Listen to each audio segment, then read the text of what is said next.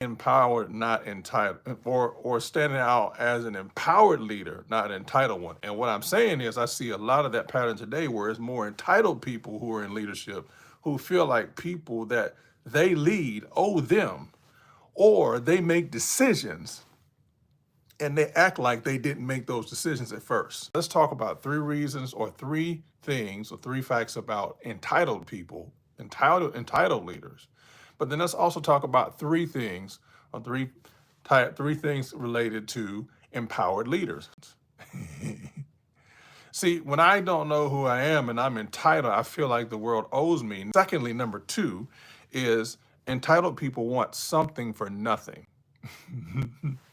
That means entitled people want all the rewards, but don't want to put in the work and the effort that can actually help the reward be attainable. You see them shining on stage, but you don't see what they did in the dark before they came to the light. Do you want that something? You want in other words, you want the platform or the benefits of leadership and the perks of leadership. But what I found is entitled people, entitled leaders want the perks of leadership, but they do not want the process and the price that comes with it. And then also number 3, entitled people blame and don't want to take responsibility for their own actions, right?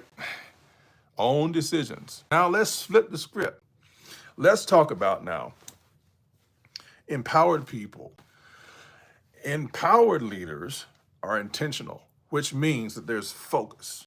But what I shared recently and I'll share now is whenever you make a decision, empowered people make a decision and they're intentional. They also understand, empowered people realize that growth happens down underneath the ground before you see it above the ground. Growth happens down beneath the ground, underneath, where it's unseen before we see the fruit above the ground, which means that there are roots. When the new roots set in, now you have a healthy foundation so that when you grow, when the storms of life and winds blow, because your foundation is strong, you're not as easily shaken when things or uncertainty things come up in your life, right? And then empowered people understand the cost of winning.